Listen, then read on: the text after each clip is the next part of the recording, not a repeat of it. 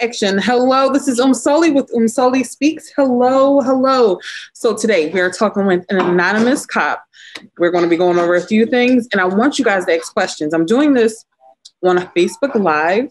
So yeah, we're on Facebook Live right now. So we should be able to get questions. Y'all want to know about a particular situations. He's pretty knowledgeable about what's going on in the world in reference to cops. And let's start healing. Let's start getting some, healing going on. So here we go. Let's tell us about yourself, anonymous cop. Well, first off, thanks for having me again. And, to kind of give you a little background, I have been working in law enforcement for 9 years, and I've spent the last 4.5 in our narcotics unit, working undercover narcotics. And successfully, we have been able to take quite a bit of drugs off the street. In our communities, what we're seeing a lot of mostly now is heroin and a lot of meth. And unfortunately, what it's doing is it's taking a lot of people's lives. And I kind of take it personally, which is why I do this job, because, I imagine it being, my child, or, just seeing the look on someone's face to tell them, hey, their child was killed because of a poison. And it's so preventable. And so that's the reason why I do what I do. Okay. I get that. So excuse me, you guys, you trolling. You says it's always you. Sorry about that. It's Sully.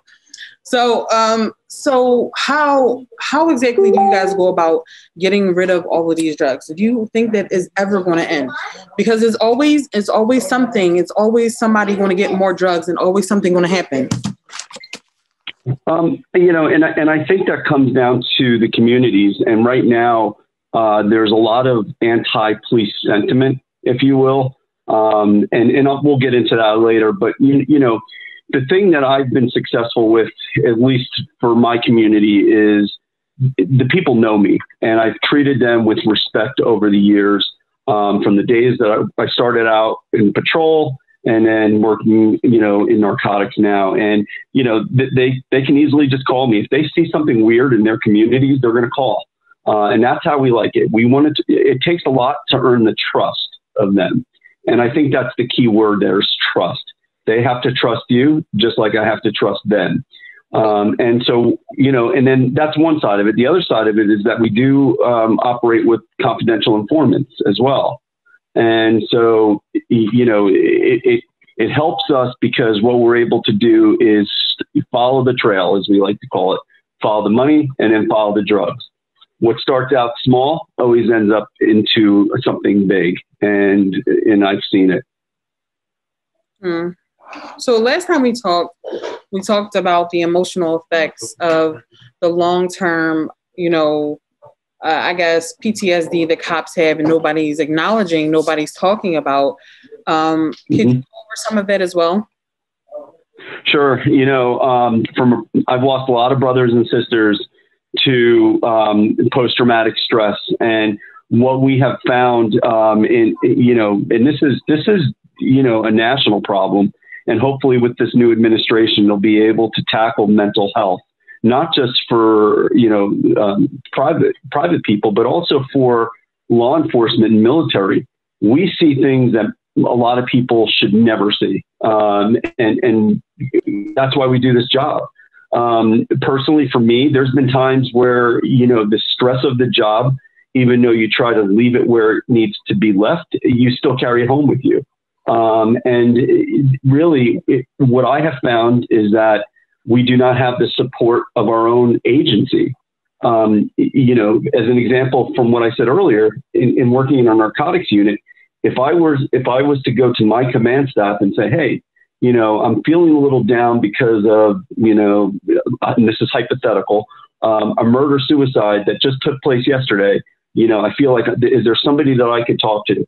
The answer to that would be, what we need to do is put you on desk duty. And I'm not okay with that. I'm basically trying to seek out the help that I need so that I can do my job and do it well enough to where I'm not putting my team in an unsafe condition, nor am I putting myself in an unsafe condition. Okay. So everybody has to be operating at 100% every day. So what help do you think you can need if it's not desk duty, which should never be? Then what help do you think is appropriate to solve this problem, to solve this, PTSD that the officers are dealing with? More conversation. Get rid of the stigma, because the stigma is what it is. And you take this just as a general statement, but a lot of people, when you see them on the outside, you think everything is all good. But really, what they're doing is they're fighting the demons on the inside. And nobody knows that until it's too late. So what you got to do is, no matter what it takes, even if they're kicking and screaming, is to get them into therapy or get them into rehab. And, let them curse at you, but at the end of the day, they're going to appreciate what you did. And so for me, what I've done is I found an outlet for me. There's several organizations that help the law enforcement community to where the agencies are not given any type of information. You're basically like I am now, anonymous. Nobody knows who I am. Nobody knows what agency I work for. All they know is that I'm in law enforcement. And what they're able to do is through generous donations is to help with the treatment that I need to get back on the street and hopefully save other people's lives. Okay, so let's talk about this rehab then. How would the perfect rehab for a horrible situation? Because last time we talked, you were sipping, we both were sipping some tea on that, and you was telling us a lot of stuff that I wouldn't be able to get over. And yeah.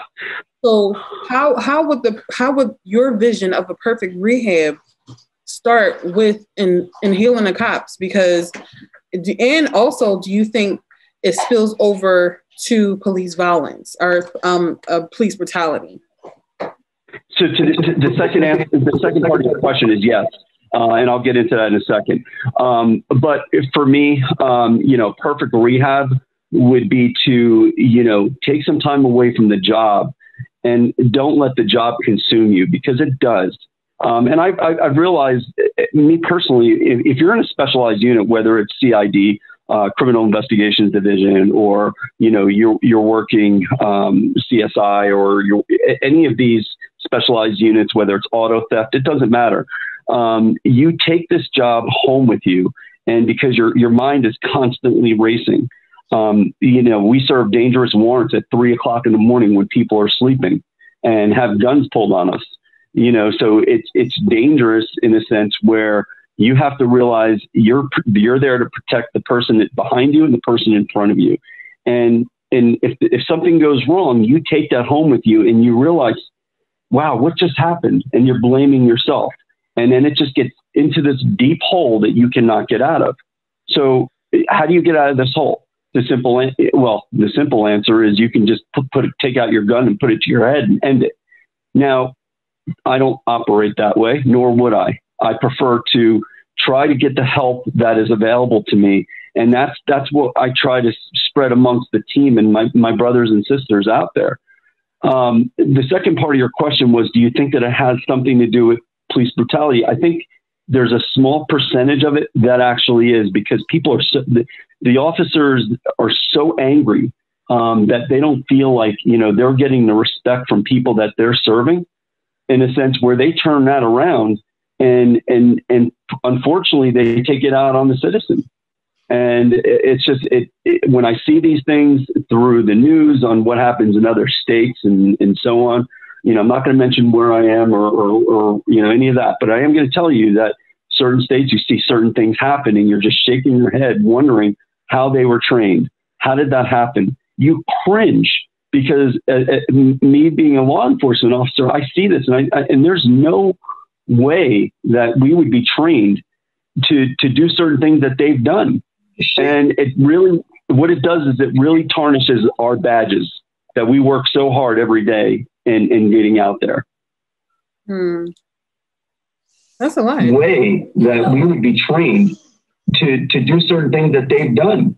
And it really, what it does is it really tarnishes our badges that we work so hard every day. So how do we go about the next steps? Like you mentioned fighting, you mentioned all of what's going on. And I'm sorry for that little break, but it was like the live was going at the same time. But how do you think we can do it? Just by talking about it? Why do you feel that this administration is going to be the administration that helps it?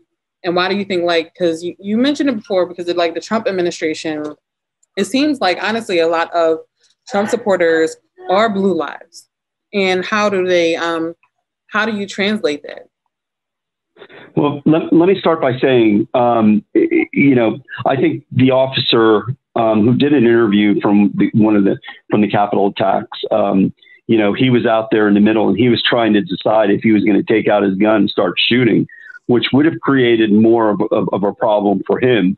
But, you know, one of the things that they had said was, you know, he was speaking to the people that were there, and he said, look, thank you for helping me.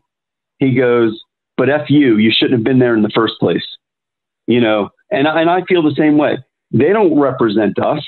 If you represent the blue line, you're not there attacking the Capitol. And I know we're going to get into that, but I mean, I couldn't believe what I was seeing. But what's that? Were you there? I was not. Okay. Where? But I was not there. We were tasked on an emergency response team locally to assist our state and our county officials with securing certain areas within our areas that we work. But back to your first question that you asked was, what's the difference between the past administration and this administration?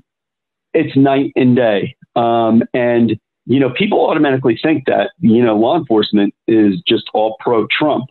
That's the biggest misconception that's out there. We're not. I don't, you know, try to say, oh, well, I'm a Republican or I'm a Democrat. I don't look at it that way. I look at what the issues are. I also look at the character of who's leading the free world, for that fact. And when I heard from the Charlottesville attacks that there were fine people on both sides, I checked out. I said, that's not my president. There's no way I would ever, first of all, I would never condone that. And the things that he said throughout his presidency just showed the character of the person that held the office. You look at now, I mean, President Biden has, you know, his administration is very diverse. Tell me how many black people were in the Trump administration? Not many, right? You look at how many is in the Biden administration, quite a few. And you know, one of the first things that he said, we need to unite the country. Did you hear that come from the former president right after the Charlottesville attacks? No. So what it does is it puts this hatred, this sense of hatred out across America. And that's not who I am. And that's not anybody I'm associated with. And it breaks my heart to hear that stuff. Yeah. Well, I mean, it seems like, cause you already know, I'm a pro-Trump person. I'm a Trump supporter and conservative. So I know I get what you're saying, and I get because the media kind of puts a lot out that may not have been necessarily true about the former president. But I think once people actually do the research and see that it wasn't as bad, or some of the stuff that they've kind of cut and paste together to make him seem evil, I think that it will kind of come to fruition, and people will see that, oh, well, maybe the media is trying to trick me. So, I mean, I know a lot of people who feel like you, a lot of people who have that passion or that strong hatred towards a person. But until you kind of get to know and actually see one of his speeches, like uncut, raw, and see what he has to say, I think we should kind of reserve some of the things that we say. Because, it was still our president. I know a lot of people can like separate it from their mind, but he still was our president. He helped. Well, let me say this to you. Let me say this. Do you feel like that insurrection that happened at the Capitol? Do you feel as though the president had hold some sort of responsibility to that? He didn't incite it. He never said. He didn't. He never said to go to Capitol building and invade the Capitol building. There was a lot. No, he did say we need to go. He said we're walking down to the Capitol, though. He said that we're. And well, what about? He said we're going to go to the Capitol. But also, hold on one second. He said, the whole stop the steal thing. He said that the election was a fraud, and then I happen to know a lot of things on the inside that obviously I can't speak to. So I'll let this play out the way that it's going to play out. But just know, on the surface, it does look like you bring up some points there, but you have to understand that there were several things that were done. I mean, just take the phone call that was made public. Find me 10,000 votes. I understand it was our president, but at the same time, they have to be held accountable as elected officials for the good that they've done, but also the wrong that they've done, regardless of who it is. Okay, so because you may have some insight information that I may not be aware of, I'm gonna leave it there, because if I have no knowledge of something, then I'm not gonna proceed. Okay, so if you got some stuff that I don't know, we can talk about afterwards. Then we talk about afterwards. I even afterwards, I wouldn't even be able to tell you. I just know things from our meetings that we've had, from obviously protecting our communities and things like that, on why some of these things have happened, and some of it's a wider net than what the media portrays it as. And I see your point, but there's also some things that have been proven, not just by the president, but also through others, that contribute to the bigger problem. And so why I absolutely respect that part of it, there's just some things that haven't been made public yet, which it will. Okay, we have someone just like those videos that you see at the Capitol, the FBI had even, just like the videos at the Capitol, the FBI had come out and said, you haven't even seen all of it yet. You haven't. And there's going to be more. What I've seen, it looked like the FBI had a lot to do with bringing in people who were quote unquote Trump supporters. So I'm like super suspicious, because if they have, Antifa and them coming and, and they like are involving them. So how, what do you say about that? Because the videos I've seen is really fishy. It's really suspect. How is it fishy when somebody's sitting at Nancy Pelosi's desk? I thought they were known Antifa members. So that's why I'm like, suspect. There was not any Antifa members there. I can wholeheartedly say that the FBI has investigated that claim. It has also been investigated by the Department of Justice, and there's no validity to it. There hasn't, and Antifa even came out and said they weren't there. So what does that leave you with? It leaves you with number one, 5 people were killed in those attacks. Yeah. That's the horrible part of this. A police officer lost their lives. A citizen lost their lives. But I got to tell you too. I mean, when we say, if you come through the window, we will shoot you, and that person comes through the window, I don't know how to, it's sad why all those things. the point I'm making is the point I'm making is that when you breach the Capitol and you're sitting in the Senate chair and you're doing all of those things, yeah, that doesn't look good. We had a whole entire year of BLM and all of these protests. They're destroying federal buildings and destroying federal statues. But and a lot of people died, and no one wants to talk about that. And everybody's upset about it. So it's like, what is really going on? Why are we, when people were upset that white people didn't get killed like black people did with the BLM marches and all this other stuff, the peaceful protests, like it was a lot with it. So what do you got to say about that in comparison? So first of all, I'm so glad you brought this up. It's a double standard. All right. That what happened over the summer was innocent protests. And you're sitting in hold on. Innocent protesters. There were some that weren't. But my point is that you're going to sit there and tear gas people that were walking down the street. Right. And, and you look again, walking down the street, holding signs.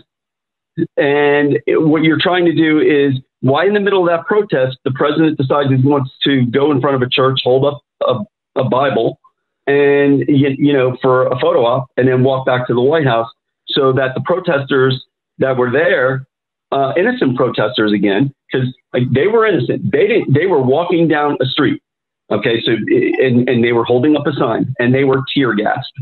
So unless you can show me, that they were being destructive, walking down the street while the president was going to the church, we'll have to agree to disagree on that. But, it's a double standard, though. The bigger picture of what I'm trying to say is that it's a double standard. And the reason why hold on. The reason why I say that is because the BLM protesters, they gave there was enough notice. You have all these people out there, right? These Capitol attacks. They knew this was going to happen. They knew it. They knew on January 6th, there was going to be, it was going to be something that was going to happen, and they failed to act. However, during the summer, when they had the BLM protests, sure enough, you got the Department of Justice out there, the FBI, you got all these different agencies, Metropolitan Police, and yet they're out in full force. What happened on January 6th of the Capitol protest? You didn't have enough Capitol Police there amongst support for those Capitol Police until it was too late. Okay. So, all right. So all right. So in Philadelphia, let's talk about Philadelphia, because my hometown and the Walter Wallace case, because it touches my soul. Because of the fact the Walter Wallace got shot and then they destroyed West Philadelphia's 52nd Street. I was just recently in Philly. I still see boarded up stores, and those weren't peaceful protesters. Explain to me why they weren't. A cop leg was broken. The chief of that district leg was broken. They weren't peaceful protesters. So what are you talking about with that one? Well, I could speak to other cities in the same comparison where there were not peaceful protesters. There was Maryland. There was, you had, let's go down the list here. You had Maryland, you had New Jersey, New York, and then also I believe in Georgia. They were not peaceful protests by no means, because there was an agenda. And that agenda was to destroy anything that, came law enforcement. I noticed that they were destroying, throwing rocks at police cars.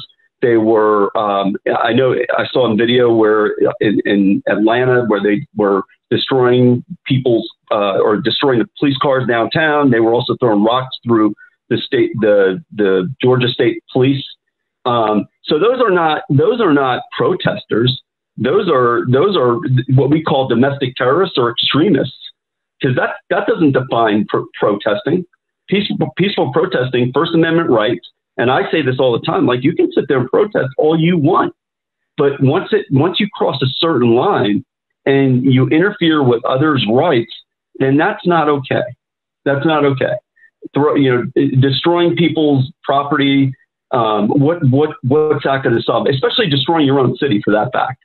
Yeah. Look what happened in Ferguson. They destroyed the entire. I mean, they couldn't even go to the grocery store. I mean, they even said, "Why are you destroying the CVS? What's that going to do?" Now we don't have the CVS. So you destroy your own city, and this goes so far back. It goes back to Rodney King. You remember when the police officers were acquitted? Look what happened. They ended up feeling the brunt of it. I mean, somebody has to explain to me why it's okay to take a truck driver out of his truck and beat him senseless in the middle of the street in the middle of LA. That's not peaceful protesting. It's not. And so, to your point, what you said before, there's protesting, and then there's, and I think in the Biden administration is putting a closer look on this, is the domestic terrorism and the extremist, far right groups, the Alex Jones of the world, who said that Sandy Hook never happened. I mean, that's what incites this stuff too. It really does. Okay. I'm not. I don't argue with people if they have good valid points, but at the same time, I still want to acknowledge the non-peaceful people who came and destroyed and hurt Black neighborhoods, hurt urban neighborhoods, who threatened older white women and men, and who threatened people who didn't deserve it. And the reason I say who threatened older white women and men, because my husband's Caucasian, as you met him, and yep. Your mom is Caucasian. It's like you have to understand that somebody can cuss out your mom, somebody can cuss out my mother-in-law, and I'm sensitive about that because I'm putting hands on somebody. Somebody say something to grandma. Grandma, what you say to her? You getting it? Me and you. So yeah, I mean, look, I mean, I mentioned this to you the last time I spoke, was that I grew up with Black foster parents. So people see me as white, but they don't know my background. Boy, I go back to my high school days. I used to bring home the finest looking Black women in the world. And I was like the hottest, and people were jealous of me. And that's how it was. I was a Guido, I was growing up. I'm not going to say where the state I was growing up, but however, I used to bring home the beautifulest. It didn't matter if they were Spanish, Asian. I don't see that. I never saw it then, and I don't see it now. That's how I operate. But others, to your point, do not. Yeah, and you can't say I don't see color, because when people say I don't see color, and then everybody gets all offended, like, you gotta see color. I'm like, what if you don't? When I say I don't see color, it means that I don't make my decisions based on someone's color or their ethnicity. I just don't. Ethnicity. Sorry, that's a tongue tire. But you know what I mean? I don't see it that way. That's when I say I don't see color. What I mean by that is I don't make my decisions or live my life based on the color of somebody else's skin or their, if they're Asian. I just don't see it that way, and it's because of how I was raised. Now, I wish there were others that could be a mirror image, but there's not, unfortunately. Okay, so what do you got to say about the inauguration? It seemed like you're pretty excited about this. Like you have high hopes. Well, first of all, I'm not a Republican. I'm not a Democrat. But what I am about is change for the country. Okay. The way that this pandemic it's killing so many people every day. That's the first thing. It's sad to see that there's people who can't even buy a loaf of bread. It's the worst feeling in the world. And I'm praying, I'm hopeful that, there's, as we go down this road with the new administration, and again, take the equation out if you're Republican or if you're Democrat. Just put that aside for a minute. All right. Because I get the whole sense of, we had a Republican president, we now have a Democratic president. Put all that aside. Yeah, what we should be focused on, what we should be focused on right now is where we see America, what is America going to look like to not just our allies, but also to our enemies as well, and then here domestically, how are we going to be able to help our own people? My problem is this: we are the richest country in the world, yet our own people are out on the streets and they can't even afford to eat. That is not okay. Not okay. Okay, so it's not okay, but at the same time, The homeless, a lot of the homeless are the people you see out here panhandling. I know this is going to be an unpopular opinion, but they get. I know where you're going with this. You see people. You're trying to trap me. You know, the panhandlers that be right at the highway. They be making like $100, $200 a day. They be getting money. They be paying their rent off that. I'm just saying, not everybody is poor on mistake. Like some people do have circumstances that they can't help, but not everybody. Most of the people are panhandling so they can make a living out of it. So they're taking people's last and they're doing a lot of stuff. So you can say if people don't want to directly, where people are starving. No, it's so many programs you can get. Food stamps if you don't qualify. I agree, but there's a lot of shelters that can't take anybody in either. You know, so they're already backed up, and you got a line waiting for people to get in there. But you know, you're actually I'll agree with you on a certain part of that, believe it or not. There's a point where I couldn't believe this. There was somebody who was homeless, and I don't remember how long ago it was or where it was, but this person was panhandling, right? And then at the end of the day, they take off those clothes that they were wearing, get in a Mercedes, and go home. How is it? It's true. It's a whole job. They put on bum clothes. They put on stank stuff. They might pee on it. They might do some stuff, but there also are a lot of homeless veterans that probably need to go on a certain boards and stuff like that. We as a country don't do enough to help them. And that's where the ambassadors from the VAs, from the local community needs to get out there. Yeah, it's okay to feed them, but just sit down and talk to them and listen to them. And you'll realize that they're human. Now, they may have gotten into some mental issues over the years from being out on the street, and also drugs, but they're human beings, and that's how, regardless of how you feel, you hear people say, go get a job. Well, you know what? I'm pretty sure a lot of these people would like to get a job, but they don't know how, especially because they've been out on the street for so long. How do they interview? What do they do? They go in and fill out an application. What's their address? 50. Because I did those programs. They teach you how to interview. They do your resume. They do this. They do that. It's business program. It's so many programs in every major. I agree with you, but that's what I mean. It goes back to having the ambassadors out on the street to help them. And that's the thing. They don't. There's people who don't even know where to go or how to do that. I'm telling you, in larger cities such as Los Angeles, yes, you may know where to go because that they just do, because everybody's out there telling them, hey, go here, go here. In these smaller cities, you don't see that. You just don't. I don't know. I kind of agree, but at the same time, there's too many resources, and even bums have cell phones. It sounds pretty harsh, but they be on the internet.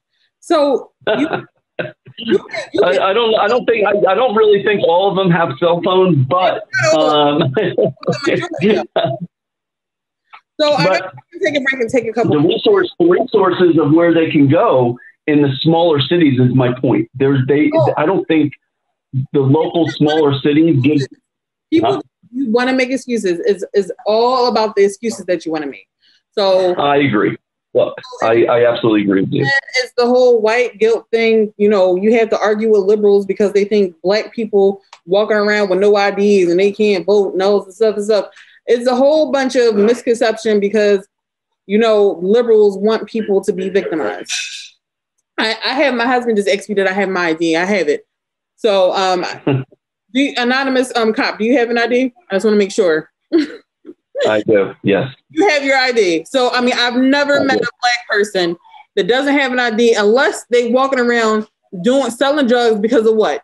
If you ask them for their ID, now you have the identification. The only people that walk around without their IDs are people who doing some low life stuff. And that's all I got to say. Can I ask a question to you, if you don't mind? Yeah. Do you think that it was okay for the former president to cut off travel to Muslim countries? it wasn't just, it was particular countries. It wasn't to Muslim countries, because you can still go to Egypt, you can still go to Saudi, but it was particular countries that were actually actively having issues with our country. So we allow a lot of people in our country, and it, you know, this whole letting everybody in, no country that's going to survive does that. Everybody talks about how Saudi is this, that, and the other. Saudi doesn't let anybody, just anybody in.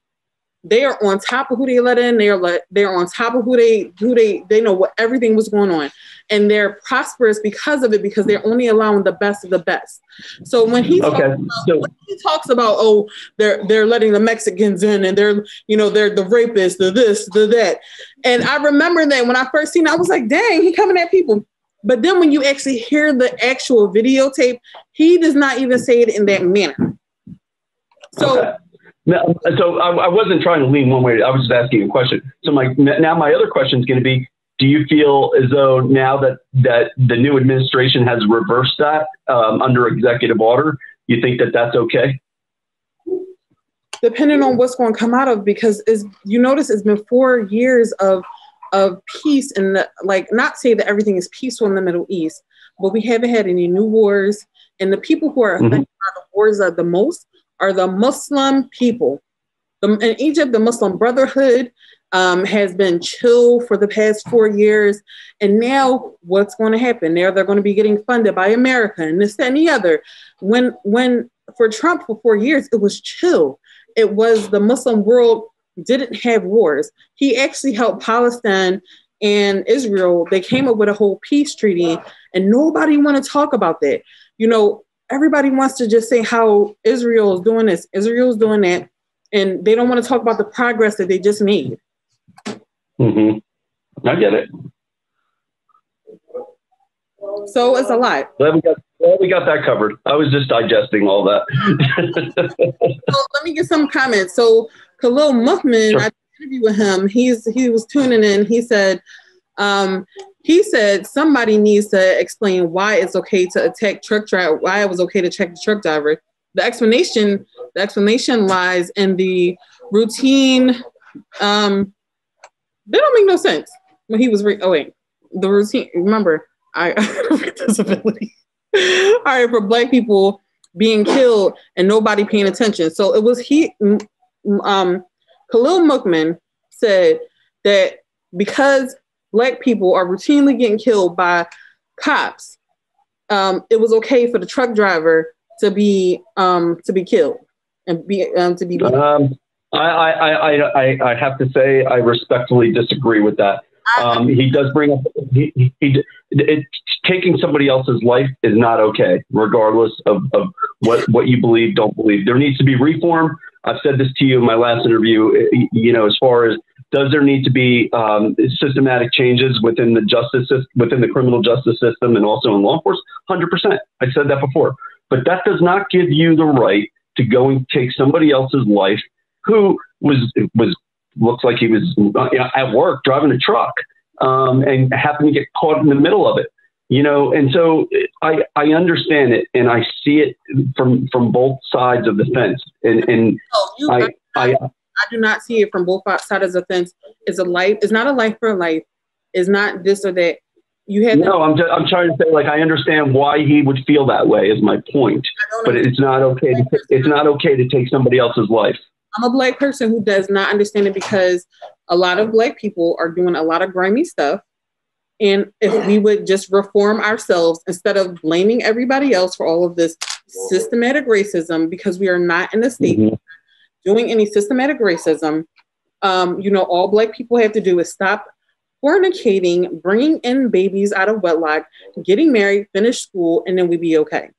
So honestly, people can talk about how Black people are disproportionately not taken care of. Don't nobody need to take care of you. You got to take care of yourself. Black people don't want to make money. They want to get food stamps. And not every Black person, but the people that he's referring to. So I'm not saying that, every Black person is bad, but if you live in a hood, the majority of Black people are doing bad. I'm from Philly, and I'm telling you, I don't know that many people besides myself and a couple other people that don't got a record. People get so it's the truth. It just, I agree. And it doesn't give anybody the right to take somebody else's life because of what they see, maybe whether it's in the media or whether it's reality. It's not okay to take someone else's life. And that's how, unfortunately, it gets, the problem ends up getting worse instead of better. Having these conversations is hopefully, whether it's with me or anybody else for that fact, is hopefully making some sense into what we see from the law enforcement perspective, but also from the private citizen perspective. Yeah. So Edward Ibrahim said domestic terrorism happens on both sides. If the Biden administration only goes after the right-wing people side, it's only going to increase the division in the country. Mm-hmm. So do you agree? I agree. I mean, I think that if his message is going to be focusing on unity and he stays with that message, especially with the vice president, I'm hopeful. I can't say yes or no until. I feel like you're also very delusional in reference to your viewpoints on this administration. Like, I'm not delusional. What I'm doing is I'm giving them a chance until I'm proven otherwise. And right now, what are they, 4 days in? I mean, I'd like to give them at least 30 or 60 days so that I can, in fact, I'll come back for interview number 3 in 60 days. And we could sit there and talk about, what have they done right? What have they done wrong?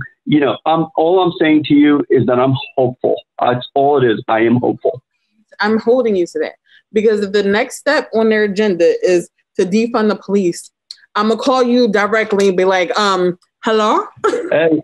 So you know how I feel about that, okay? Because, look, I live the world. I mean, and what did I tell you last time? I said, all the people that say defund the police, they're the first ones to call 911 when someone's breaking into their house, right? Please call 911. Yes, I do agree with that. So the people who's walking around defund the police, at the police, I was just talking to somebody that recently wasn't aware of how things go. A Black person gets shot by the police. Then everybody's up in roar. We have a whole city destroyed. And then the family of the victim gets a couple $1 million. I had to ask them, where do you think that money comes from? Where do you think that your taxes? Your taxpayers, duh.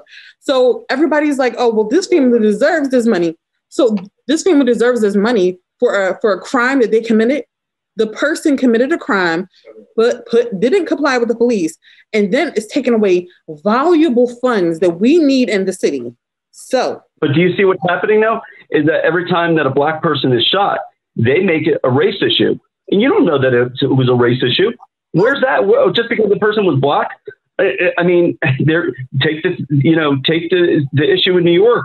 There were some training things that should have been done. With the mentally ill Upper Rochester, to refer to the case that I'm speaking of, case law, he was mentally unstable. And, those officers, it was, if you look at the visual, there was snow there and he was crazy. He was naked out in the middle of the street. I'm sorry, but if I see somebody naked in the middle of the street when it's snowing, where's he going to put his gun? There's only one place. And if he's putting in that place, you got a bigger problem. All right. So I will say this. That was bad judgment. I don't think it was race.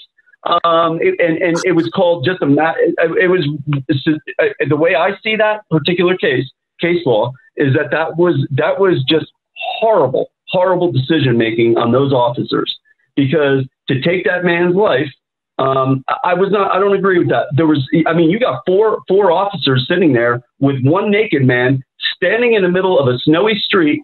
Where's the gun? Okay. They don't carry tasers. Maybe they were afraid to touch the man that was naked. I don't understand it. But if that were me and my team that I'm on, I can tell you right now, his face would have been in the ground and he would have been in handcuffs, not dead. It seemed like your team were like very well trained because you speak so highly of your team. I do. I've seen this picture of your partner. She decent. I ain't gonna front. So,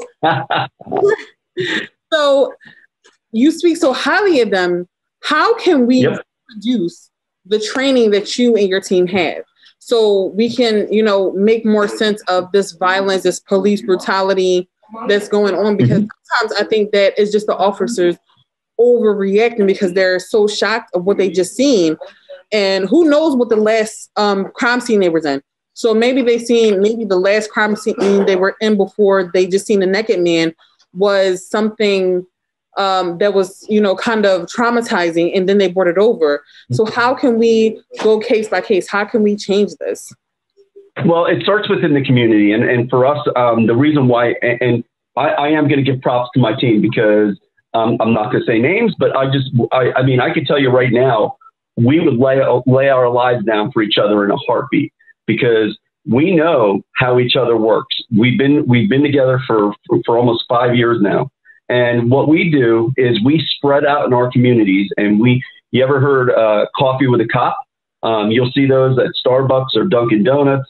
That's where that starts.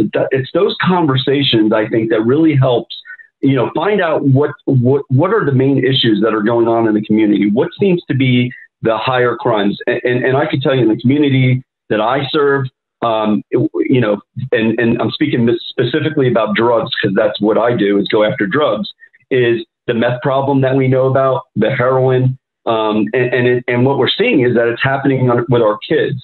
Our kids are getting a lot of peer pressure to go to these certain events or certain places.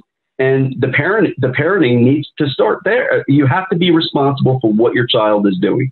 And again, this is a community. This is more into your communities where you have those conversations with law enforcement. What is law enforcement seeing? Ask those questions because we'll be able to tell you what we're seeing and how we can prevent it. It's just like if you go into a parking lot at your local grocery store and you walk past a car that has somebody left their laptop on their front seat, which, by the way, still happens. What do you think that is? That's called crimes of opportunity. And so what ends up happening is somebody's going to see that. They're going to break their window. Victim comes out, says, "Oh my gosh, somebody broke my window. Oh my gosh, where's my laptop?" Well, guess what? So I think to answer your question, I think those conversations need to be had more often than just stop talking about it and start making it happen. Oh, we need to have conversations. Well, you know what? Have those conversations. Put it on the calendar. Get it scheduled. We are having a talk with, our local officers. We encourage everybody to attend, and so on and so forth.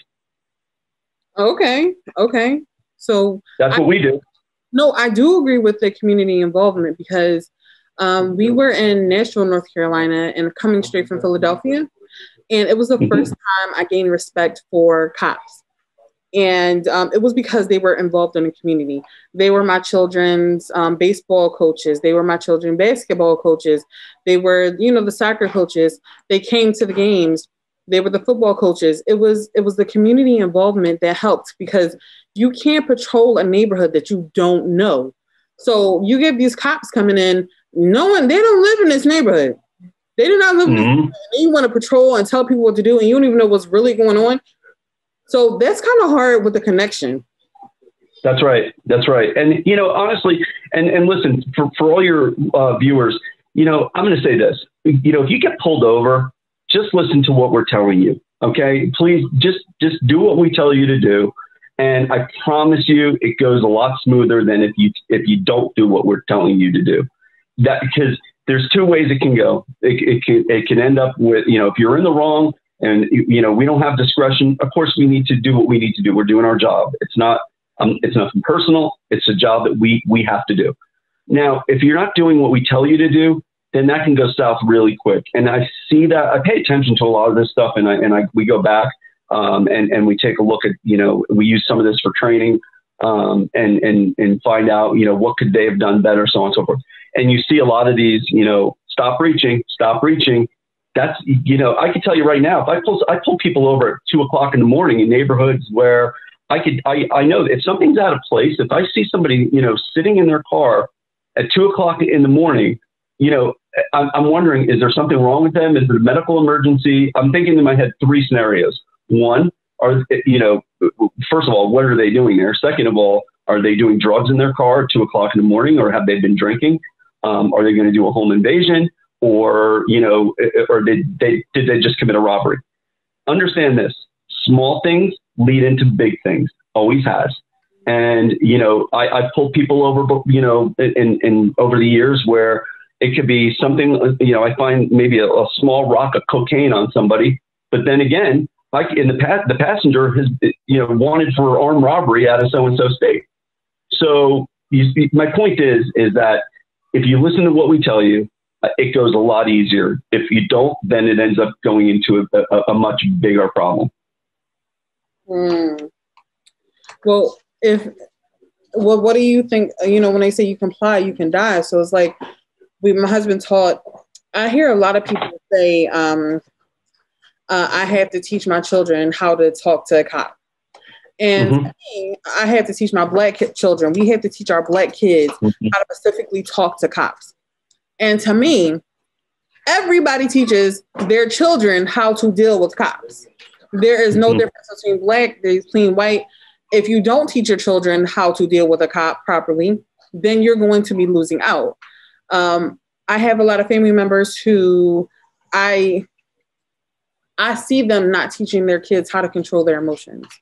I see them not teaching their young boys how to, because they're like, freedom fighters, and they're like, let them feel what they want to feel, and all this other bull crap. And I'm like, and then you turn around and the little boy is like walking around with probably some scissors or something and acting a mess. And you letting them feel that. Well, listen, let me say this.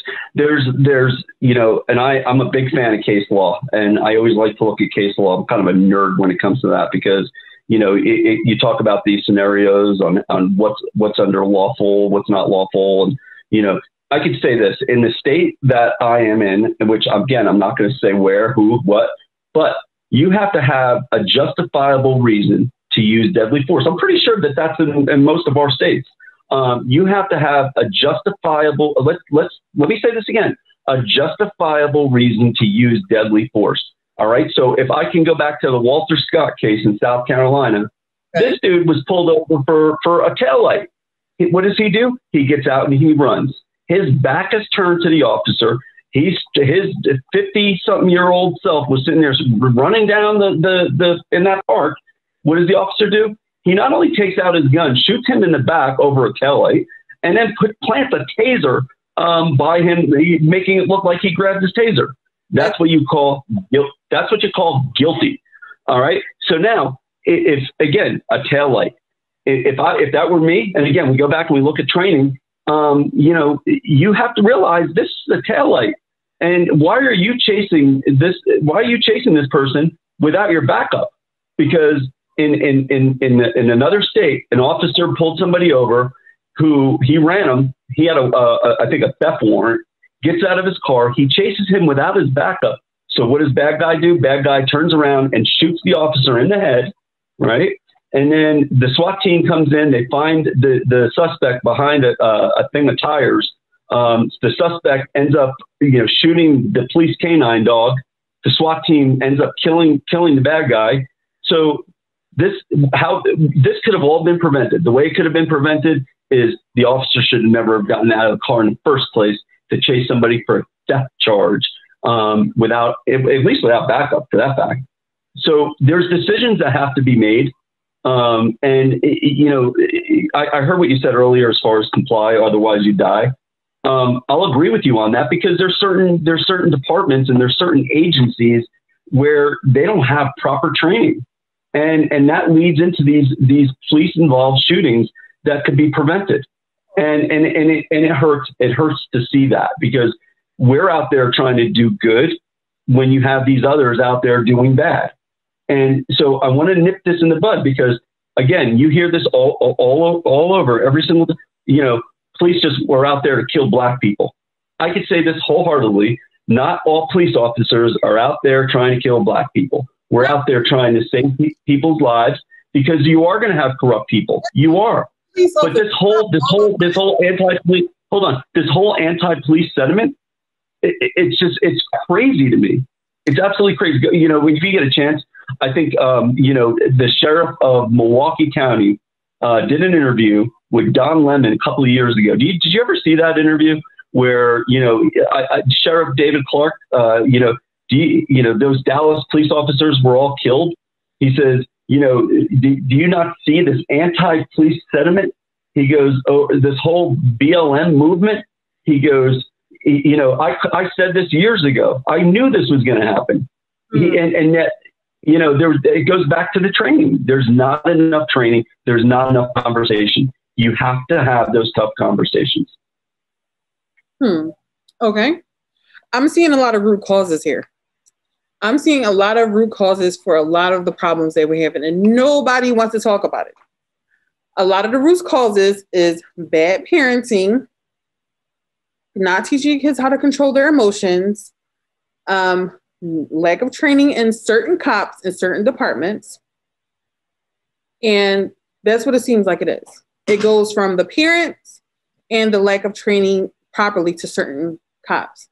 And I want to state that there are a lot of good cops. There are plenty of good cops, but there are bad apples in every bunch. And Agreed. Bad. And I don't want to say there, you said most cops are good. Most cops, more than most cops are good, but there are always those ones who try to get over on people. Just like there's bad truck drivers who, because my husband's a truck driver, ruined everything for them, and now they have to do all this other stuff instead of driving safe. There are bad teachers.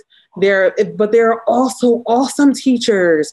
There are also awesome teachers that changes lives.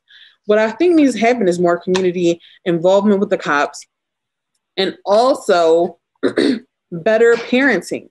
We need to get the parents before they start with their bad parenting. Agreed. And here's the thing, and for your new viewers that are on your Facebook Live right now, if you remember what I told you last time, I'll say this again. In 9 years I've been policing, you know how many use of force complaints I've had against me? 0. And it's because I've treated people with respect. Now, I've had complaints against me, sure, and they weren't valid because after a thorough investigation, and if you remember, I think I may have showed you a video last time when I was, when we met, of a perfect example of somebody cursing at me after I arrested them. And this was, go figure this. This was a lawyer who was drunk and ends up hitting a kid's car. And he was upset that I was taking him to jail, and he was calling me all these names and so on. The point is, I'm going to have complaints against me. But what they do, you should tell that story again and let the viewers know, because and make sure that you're very careful with the. I had to kind of that out because of the. No, I can't say where, who, what. I will say this. This was a traffic accident. I happened to be on my way home. I was literally going to meet some friends for dinner. And so we have GPSs in our cars where our dispatch can see where we are. And regardless if you're off duty, on duty, they're going to get you, whoever's the closest needs to respond. And once I saw that I needed to respond to so-and-so because of an accident, I'm looking at the time, I'm like, you have got to be kidding me. Because I already knew what in my head, this is not going to go well. Because I knew that I was not going to make my dinner. And it was either because this area where this happened is near a particular strip club. And so this strip club obviously serves alcohol and does all these things and yada, yada, yada. So I arrive, I'm on scene. I'm really the only one on scene. And I see that there's this little car that got crashed into in the back by a bigger car. I think it was a Camaro, and ends up hitting this kid's car. This kid, I say kid because he's 20 years old, so bad that the trunk was in the middle of his car. So I arrived there, and one of the things I hate is when people just come walking up to me and I don't know them. I mean, they could be God's gift to the world, but I still don't know you. And so he's coming up to, sir, I think he's drunk. And I said, get back in your car, please. Go stand near your car. So I go up to my suspect and I said to him, can you, I said, tell me what's going on. Explain to me how, what happened, how this happened, so on and so forth. He says, well, he cut me off. I said, he cut you off? how did he cut you off at a red light? And I automatically, through my training, I look at his eyes, I smell his breath, boom, I already know this is going to be a DUI. And at this point, excuse my French, I'm pissed because we waited so long to get my group of friends together that I haven't seen in months and months. And now this is the job. This is what I'm hired to do. So now I tell my suspect, all right, I said, just how much do you have to drink tonight? So what do you always think the answer is whenever we ask that question? Take a wild guess. A couple, right? A couple. All right. Well, a couple of what? Couple beers, couple shots, couple, and he says, well, no, I just had a couple drinks. I said, okay, listen, I'm just going to make sure you're safe to drive home. I'm just going to wait for my backup to get here. And as soon as he gets here, I'm just going to run through a few tests, make sure you're okay to drive home. Little does he know I have to take him to jail soon. But we don't tell him that. Yeah. And so my backup comes, handles traffic. I said, all right, sir, I believe you're under the influence of alcohol or drugs. Will you consent to a field sobriety test? No. Okay. I'm like, oh God, it's going to go this way now. Sir, I believe you're under the influence of alcohol or drugs. Will you consent to a field sobriety test? No. Sir, I'm going to ask you one more time. And if you decline, I am going to place you under arrest for suspicion of DUI. And the reason I say DUI is because I already smelled the alcohol on his breath. So that was my first indicator. And so he says, no. All right, sir, put your hands behind your back and place you under arrest for suspicion of DUI. So little did he know that we always record for us in our agency. I have a body camera on me, and in my car, there's also a camera. So when I put him in the back of the car, apparently he wasn't happy he was sitting in handcuffs. Because I got, and again, excuse my French, I'm just going to tell you raw how this was. He says to me, he's a faggot. He's a faggot. He kept on saying this to me. He says, he kept on saying, he's a rapist. He's a rapist. He's saying this to me. And again, I'm sitting there like stone. I've heard things worse over the years. And to me, it's just flitter flapper, as I like to call it. And so he's just sitting there cursing at me. And so I'm just ignoring him. Finally, I'm like, okay, everything's good. Now, anytime in our community, anytime somebody has been in an accident, we have to take them to the hospital so that the hospital can clear them so that we can take them to, guess where? Jail. So I take him over to our local hospital, and, he was being belligerent right from the get-go, things he said to me. And when we walk into this hospital, there's an in the emergency room, there's elderly people that's there. There's high school kids that are there. And this suspect, I had another word, I won't use it, decides he's an F and N to me. He's saying this to me. And I'm like, huh? Okay. I don't know how that is, but okay. One of our DUI task force officers that's there who work, we always have an officer that works in the hospital for situations exactly like this. So he's yelling at the top of his lungs, and our DUI task force officer, nice guy in the world. But if you upset him, you'll know about it. His face starts turning beet red, and he says, sir, he goes, if you don't shut your mouth, I'm going to plant your face in the ground. And I'm like, whoa, okay. And so he goes back, he gets looked at by the doctor, and he says to the doctor, go away, little boy, to the doctor who's treating him. All right. So at this point, I said to the doctor, I said, is he clear? He's clear. So we have a local jail and we have a county jail. I asked my sergeant, I said, I do not want to take him to the local jail. Do I have permission to take him to the county? He goes, absolutely. Just because of how belligerent he was being. So I put him in the back of my patrol car. What do you think he does? He bangs his head up against the divider glass. So now I'm like, you've got to be kidding me. So I said, I'm not taking him back in the hospital because he's going to end up causing another scene. What I am going to do is I'm going to wipe the blood off of his head, stop the bleeding, and hope to God that the county will take him. So I end up taking him down to the county jail. And this is where you'll understand why this goes south. Because in the jail, there's what we call a sally port, where when you pull in, the door behind the car goes down so that our prisoners can't escape. So he's in the back of the car. And the first thing he says out of his mouth once we're in the jail, because he knows he's being recorded, he says, "Please do not assault me again, sir. Please do not assault me again." And I'm in the front seat of my car. I haven't even mentioned anything to him. Nothing. Absolutely. I haven't even said anything. So, and so the corrections officer comes out and he says, "We can't take him." I go, "You've got to be kidding. Why?" He says, "Look at his head." Apparently his head started bleeding again.